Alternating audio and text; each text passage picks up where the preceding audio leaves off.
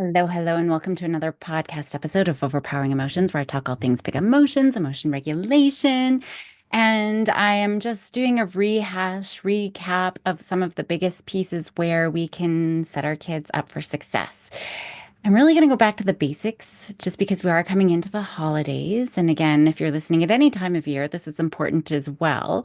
But when we're looking at the very foundation of supporting resilient kids, it's really the connections that those kiddos have. It's the resources that they have, and connections is the biggest resource. So when we're interacting with our kids, whatever our role is, if we're a parent or a teacher or a therapist, whatever your role, being warm, responsive, validating, accepting, it's not new. It's things that we know. Actually, in 1938, it was Harvard University. They launched the Harvard Grant Study. It's one of the most comprehensive and longest studies that tracks students over 70 years. And they were looking at things like their physical health, their emotional well-being, just their overall success in life. And the findings were quite clear and quite consistent. Strong relationships are really the secret to having that happy and successful life over time.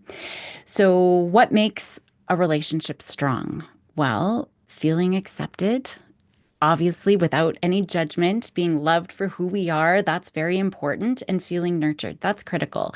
And that aligns if we're going all the way back to Bowlby and Ainsworth, looking at the attachment theory. In the 50s, they found that kids who received that warm, nurturing care from their caregivers, they developed secure attachments. And that secure attachment really lays that foundation for positive development, for emotion regulation, and again, those successful outcomes later in life.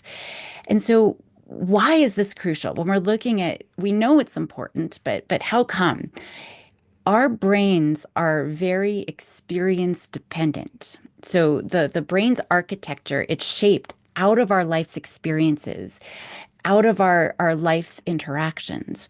Warm and responsive adults who are consistent, right? That really contributes to a very resilient and adaptable brain. And that builds the mental and the emotional framework to support that lifelong success. We need to have a strong attached relationship so that we can ask kids to do hard things, right? We're going to be asking them to be doing hard things. And so when we've got that trusting, secure relationship, that is key. When they're feeling safe with us, and they trust us, then we can push them. And we see that, even I love using examples of movies like Dangerous Minds with Michelle Pfeiffer, right? She was working with kids who were in gangs. School was not anything that they ever cared about. And she developed that relationship, that strong relationship, and then could push them. I think it's really helpful to look too at what that means, the specific things that we can do. I think we know this, but really operationalizing it and breaking it down can be really helpful. Being present and attuned is really important. And when we're looking, it's not just physically. Okay. It's showing kids we're emotionally present. So we're giving our full attention during our interactions. Maybe we're getting to eye level, right? Maybe we're next to them. We're listening actively. We're responding to their needs with empathy. We're putting our phones down. It's funny, when we're angry with children, we give our full undivided attention. We are looking directly at them. We've dropped everything else, and we usually have so much passion. But it's very rare that we're showing such direct, full attention when they're telling us a story. But we really want to make sure that they feel seen and heard and valued. We know that we feel those things and we think that we're trying to portray that, but they really need to feel that. When they're upset, we really need to make sure we're resisting the urge to dismiss their feelings. Instead, we validate their emotions. We're making sure that they feel heard. Okay, we don't need to be overly drippy about their emotions and dipping into all of that kind of thing, right? It's about showing that we've heard that, and even more importantly, they need to feel heard. I love responding with an adjective. Wow, that really sucks. Sucks is the adjective, right? That's all we need to say. We don't need to say, don't worry about it. It's not a big deal. Pull up your side. Like whatever we say, whether it's lecturing or trying to make them feel better, it's not helpful, right? An adjective can be really helpful to say, hey, I hear you. That's terrible that that happened. Then they're going to feel heard and they're going to learn that their feelings are okay. And even more importantly, their feelings are manageable. So we're creating this environment where kids are feeling safe to express their thoughts and their emotions. And most importantly, they're feeling heard. Because if they feel hurt, they're more likely to do the hard things. Otherwise, they're going to push back. No, I really am sick. No, I really am scared. No, this is really a big deal, right? They're going to try as hard as they can to make sure that you're listening, right? That you get it. So we got to show them that we get it. And that's going to help, let go some of that fight that's in their sail. So we could do things like making sure, they feel important by regularly checking in with them just to see how things are going, right? Keeping those lines of communication open without any judgment. I love going for my evening walks. As long as there's not, we're not at the rink, but the days that we don't have practices or things, I go for my evening walk with my girls and we alternate. And those are a great time. And they say they love that because all of my attention is on them, and it's just time. We're side by side, so we don't have the pressure of face to face. I'm not asking lots of questions. I just create the space for them to talk and talk and talk. Now, I will say being warm and responsive doesn't mean saying yes to everything. We're not being permissive in our parenting. We do still need to set clear, consistent boundaries. That's very important, right? And with that secure attachment, creating those boundaries is so key. So we're setting up and we're enforcing those boundaries so kids learn about their expectations and the consequences of what happens if they do or do not follow, those rules and expectations. And that helps them feel secure. That helps them think about their decisions, think about their actions, right? They're going to push back against those boundaries. Certainly, that's their job. They have counter will for a reason. That's important to explore their identity and what's important to them and what's important to the family. They need to push back, but they need us to be consistent.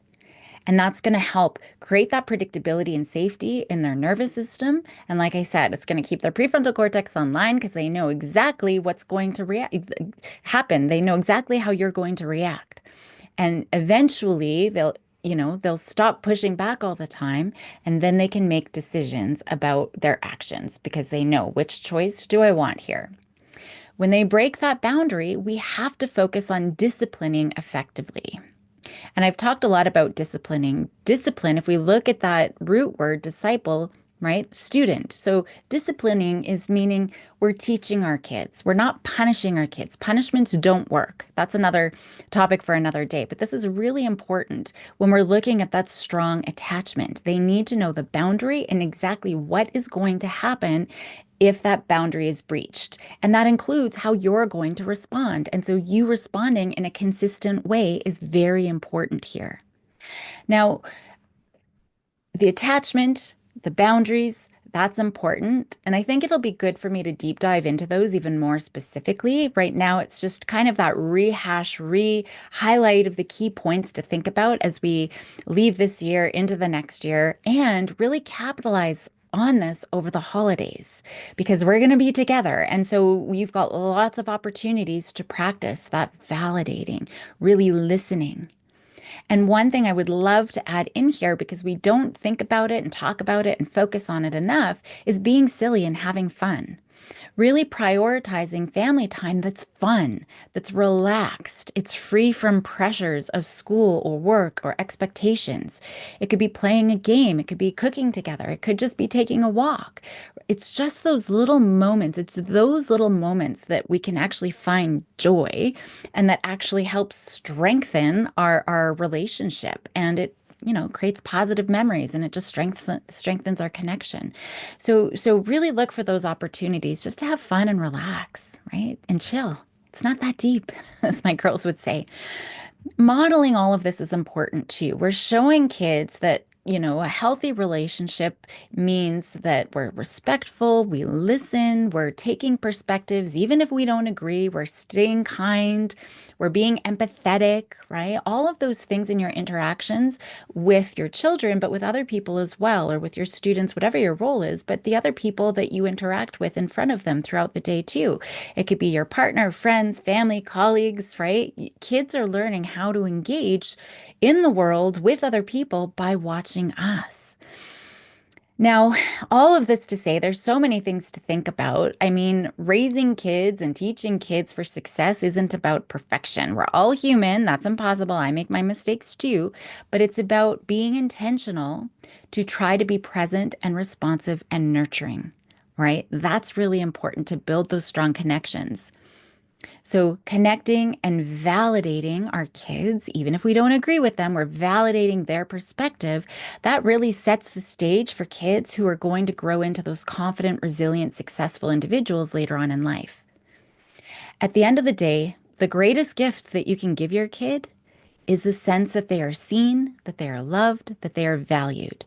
And it's those small, little, consistent acts of warmth, of responsiveness, of acceptance, of I've been thinking about you. Maybe it's a little post-it note that you slide under their door with a smiley face, right? Just those little seeds that you're planting all the time, right? The more that you can instill those positive interactions and those thoughts that I'm thinking of you and I love you and I accept you, the more you can put those into your interactions makes all the difference in the world.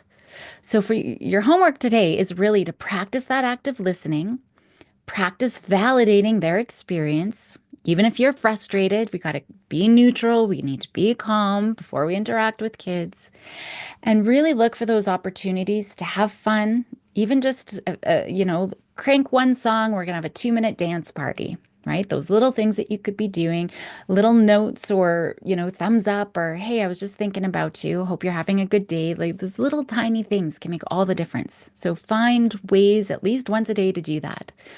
I'll leave it there for today. If you enjoyed this episode, please share it with others who might benefit. Enjoy the rest of your day and help those kiddos be bold and courageous.